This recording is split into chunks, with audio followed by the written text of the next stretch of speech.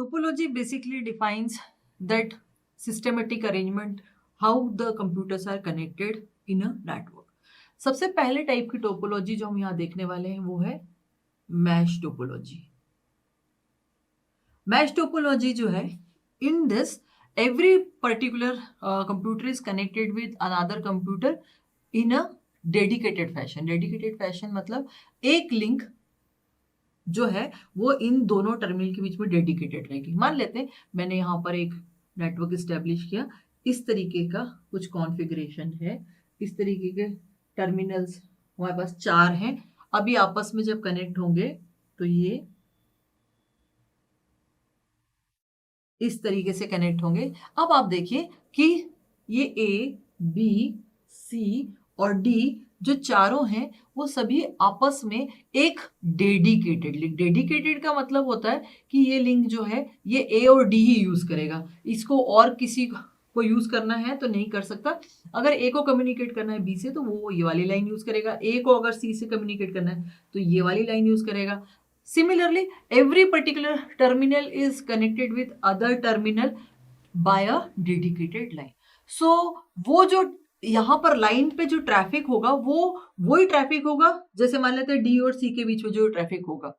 अगर इस तरीके का कनेक्शन जो कि फुल्ली मतलब ये एक तरीके का फुल्ली कनेक्टेड मैश नेटवर्क है. अब इसमें यहाँ पे अगर मान लेते हैं if there are n nodes तो हमें कितनी लिंक्स या कितनी डेडिकेटेड लिंक्स की जरूरत पड़ेगी. तो अगर हर एक यहाँ पर एग्जांपल के हिसाब से अगर मान लेते हैं यहाँ पे 4 टर्मिनल्स थे या 4 नोड थे, ABCD 4 नोड हैं, तो हर नोड को दूसरे नोड से कनेक्ट होने के लिए कितनी लाइन की जरूरत पड़ेगी? अपने आप को छोड़ के 3, तो यहाँ 1 2 3. तो अगर इसको n के लिए जनरलाइज किया जाए सो हमें n-1 लिंक की जरूरत पड़ेगी किसी भी एक इंडिविजुअल टर्मिनल को कनेक्ट करने के लिए दूसरे अलग डिफरेंट टर्मिनल से या एक नोड को कनेक्ट होने के लिए बाकी सारे नोड से. तो अगर n-1 लिंक एक नोड को चाहिए, अब अगर हमारे पास n नोड्स हैं तो हमारे पास टोटल नंबर ऑफ लिंक्स जो हैं वो कितनी होनी चाहिए? वो होनी चाहिए n-1.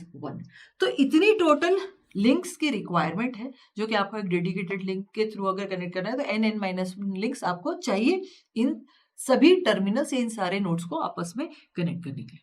अगर मान लेते हैं कि हाफ डुप्लेक्स मोड में कनेक्टेड है. हाफ डुप्लेक्स मोड मतलब कि जब ए डी को डेटा भेजेगा तब डी ए को डेटा नहीं भेजेगा, वन वे कम्युनिकेशन होगा. और जब डी ए को भेजेगा तब ए जो होगा रिसीव करेगा और भेजेगा नहीं. तो इसे कहते हैं half duplex mode. At a time only one can transmit. उस समय के लिए तो ये n-1 डेडिकेटेड पाथ्स या डेडिकेटेड फिजिकल लिंक्स होती हैं. लेकिन अगर आपको फुल डुप्लेक्स मोड, जिसे डुप्लेक्स मोड भी कहते हैं, अगर फुल डुप्लेक्स मोड या डुप्लेक्स मोड में कम्युनिकेट करना है तो जो है हर एक लाइन जो है 2 में शेयर हो जाएगी. इसलिए जो टोटल लिंक या फिजिकल लिंक जो अवेलेबल होंगी या यूज होंगी वो होंगी n-1/2 इन अ डुप्लेक्स मोड. इसे हम लिख दें, ये है डुप्लेक्स मोड में इतनी लिंक की, फिजिकल लिंक की रिक्वायरमेंट होगी. तो ये हो गई आपकी फिजिकल लिंक की रिक्वायरमेंट. अब मैश टोपोलॉजी में समझने के लिए क्या है, यहाँ पे पॉइंट टू पॉइंट लिंक है तो नेचुरल है, कोई ट्रैफिक नहीं है, बस जिसको डेटा भेजना है उठाया और भेज दिया. फुल डुप्लेक्स मोड है तब भी भेज सकते हैं, हाफ डुप्लेक्स मोड है तो भी भेज सकते हैं. सो बहुत ही आसान है. एक चीज है और देखिए यहाँ पे इनपुट आउटपुट पोर्ट भी आपको 3 चाहिए. अगर ए को बी सी और डी तीनों से कनेक्ट करना है तो यहाँ पे 3 इनपुट आउटपुट पोर्ट की आपको जरूरत पड़ेगी. तो 3 आउटपुट पोर्ट होना बहुत जरूरी है. अगर आप और ज्यादा नंबर ऑफ नोड्स बढ़ाते हैं तो उतने इनपुट आउटपुट पोर्ट की आपको यहाँ पे रिक्वायरमेंट होगी. अब आप बात करें अगर कि हम डेटा ट्रांसमिशन के लिए अगर कोई एक पर्टिकुलर नोड फेल हो जाता है, यहाँ पे मान लेते हैं बी अगर फेल हो जाता है, इफ द बी टर्मिनल और B node is not working, उससे देखिए कोई खास फर्क इस टोपोलॉजी पे नहीं पड़ेगा. ये है कि बी क्योंकि फेल हो चुका है तो बी सी से डी से ए से कम्युनिकेट नहीं कर पाएगा. लेकिन उस दौरान अगर बी फेल हो गया तो ए सी से कम्युनिकेट कर पाएगा, ए डी से कम्युनिकेट कर पाएगा या डी ए से. So it will not disrupt the other data transmission or other data communication, the failure of any single node, because हमारे पास दूसरी यहाँ पे सारे जो है वो डेडिकेटेड लिंक से कनेक्टेड है. अब बात कर लेते हैं, मान लेते हैं इसको हटा के दूसरा कोई डिवाइस लगाना है क्योंकि अब भी काम नहीं कर रहा है, तो it is not difficult. At the same time अगर कोई और एक नया टर्मिनल अगर आपको इसमें ऐड करना है, मान लेते हैं ABCDE, अगर बी फेल नहीं हो रहा है, हम मानते हैं कि ई हमें कनेक्ट करना है, तो भी बहुत आसान है। इन सबके पास एक एक इनपुट पोर्ट होना जरूरी है, बस बाकी तो कुछ नहीं करना है। इसको लेके यहाँ पे चारों से यहाँ पे कनेक्ट कर देना है डेडिकेटेड लिंक से। जैसे ये डी ई से कनेक्ट हो गया, ये डी ए से कनेक्ट हो गया, ये ई बी से कनेक्ट हो गया और ई सी से कनेक्ट हो गया। तो आसान, बहुत आसान है। कंडीशन कि आपके पास एक इनपुट पोर्ट जो हो फ्री होना चाहिए, तभी जाके इस तरीके से आप इसको एक नया कोई भी नोड जो है इंट्रोड्यूस कर सकते हैं। अब यहाँ पे अगर आप देखें कोई सेंट्रल अथॉरिटी नहीं है, सबके पास डेडिकेटेड लाइन है, सो इंडिपेंडेंट कम्युनिकेशन। इंडिपेंडेंट मतलब सिक्योर और इंडिपेंडेंट। सिक्योर क्यों? क्योंकि जब डीई को डेटा भेज रहा है उस समय सी का उससे कोई लेना देना नहीं है, मतलब डी का डेटा डायरेक्टली ई के पास आएगा। जब सिर्फ दो ही पार्टीज आपस में कम्युनिकेट करती है तो इसे कहते हैं सबसे सिक्योर्ड कम्युनिकेशन, क्योंकि वो फिर थर्ड पार्टी के पास नहीं जा रहा है डेटा, और ना ही किसी सेंट्रलाइज्ड अथॉरिटी के पास जा रहा है, जो यहाँ पे है ही नहीं, कोई सेंट्रलाइज्ड अथॉरिटी नहीं। तो इस तरीके का जो कम्युनिकेशन कहलाता है, डेटा कम्युनिकेशन, वो बहुत सिक्योर कहलाता है। तो मैश टोपोलॉजी में ये एक कह सकते हैं कि ये इसका एक बहुत बड़ा एडवांटेज है कि एक सिक्योर कनेक्शन प्रोवाइड करता है। नाउ ये तो हो गया कैसे काम करेगा, कैसे जुड़ा हुआ है। Now let's see what are the advantages and then we will see the disadvantages. Advantages topology के बहुत ही, जैसे एक ही एग्जांपल से मैंने बताया, फेलियर, जैसे बी फेल हो गया था, no there is no effect. नया नोड इंट्रोड्यूस करना है, कोई प्रॉब्लम नहीं, नया नोड इंट्रोड्यूस कर सकते हैं। Condition applied, input output port होना चाहिए। अगर आप बात करें ट्रैफिक प्रॉब्लम की, ट्रैफिक किस चीज का, कोई है ही नहीं, सबके पास डेडिकेटेड पाथ है। ए का डेटा कोई रूट होके कोई सी तक नहीं जा रहा है, ए का डेटा रूट होके कोई बी तक नहीं जा रहा है। No, there is a dedicated path, no traffic, no congestion. अब जहां तक बात रही फॉल्ट की, yes there is a bit problem. अगर आप बात करें फॉल्ट की तो भाई पहले आइडेंटिफाई करना पड़ेगा, लेकिन आइडेंटिफिकेशन बिल्कुल स्ट्रेट फॉरवर्ड है भाई। जो भी टर्मिनल काम नहीं कर रहा है, दूसरा टर्मिनल उससे कम्युनिकेट नहीं कर पा रहा है, तो बहुत ही स्ट्रेट फॉरवर्ड है। फॉल्ट तो कहीं भी आ सकता है, लेकिन आपको आइडेंटिफाई करना बहुत आसान है।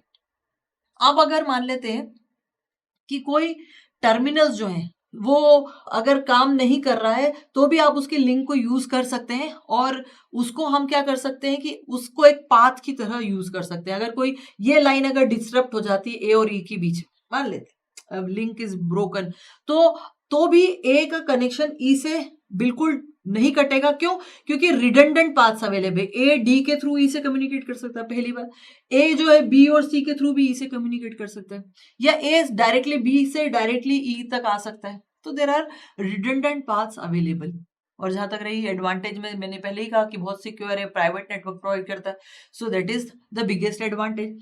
अब बात करते हैं अगर इसके डिसएडवांटेज की, तो ये आप देख सकते हैं एज जैसे कि जैसे आपके नंबर ऑफ नोड्स बढ़ते जाएंगे, अगर आप इसके नंबर ऑफ नोड्स के बारे में बात करें, इसका डिसएडवांटेज जो हम देखना चाह रहे हैं उसमें सबसे बड़ा डिसएडवांटेज है नंबर ऑफ नोड्स बढ़ते जाएंगे। तो यहाँ पे पहली रिक्वायरमेंट है कि आपके पास इनपुट आउटपुट पोर्ट्स उतने होने चाहिए उस पर्टिकुलर नोड को बाकी सारे नोड से कनेक्ट होने के लिए, पहली रिक्वायरमेंट।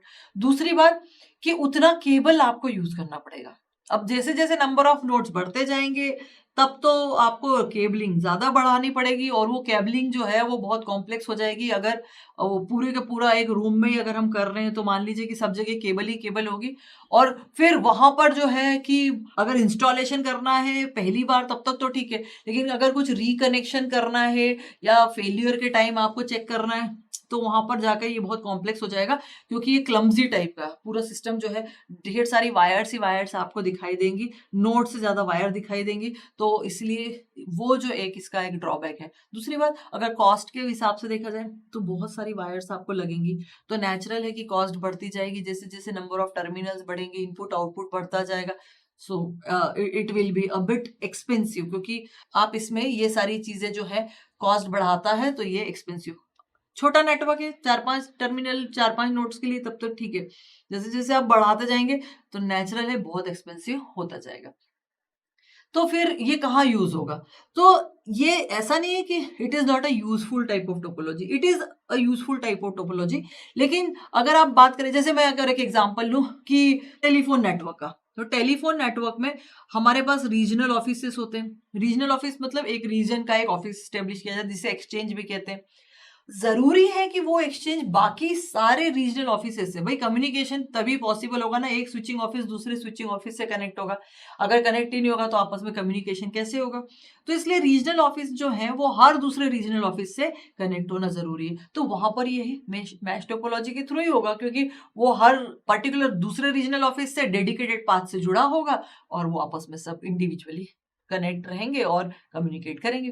तो वहां पर टेलीफोन नेटवर्क्स में इस तरीके की टोपोलॉजी, या अगर आप एक हाइब्रिड टोपोलॉजी कंसिडर कर रहे हैं जिसमें और बहुत सारी अगर बस है, स्टार है, तो उनका जो मेन बैकबोन है उसको आप मैश टोपोलॉजी, ताकि अलग अलग जो नेटवर्क है, नेटवर्क 1, नेटवर्क 2, इस तरीके के जो अलग अलग टोपोलॉजी पे बेस्ड है, उनका जो मेन है जिसको आप कह रहे हैं कि बैकबोन है, ये जो बैकबोन है इसको आप बना सकते हैं, इसको आप कनेक्ट कर सकते हैं, इसमें बहुत सारे और नेटवर्क जोड़ दीजिए। तो ये हो गया आपका बैकबोन नेटवर्क। इस बैकबोन नेटवर्क को आपको मैश टोपोलॉजी के थ्रू ही बाकी सारे नेटवर्क से जोड़ना पड़ेगा। तो यहाँ पर आप इस मैश टोपोलॉजी को यूज कर सकते हैं, या फिर टेलीफोन नेटवर्क में तो हम यूज कर ही रहे हैं। So this is all about the mesh topology which is used here in telephone network as a backbone network. हमने इसके एडवांटेजेस और डिसएडवांटेज तो देख ही ली।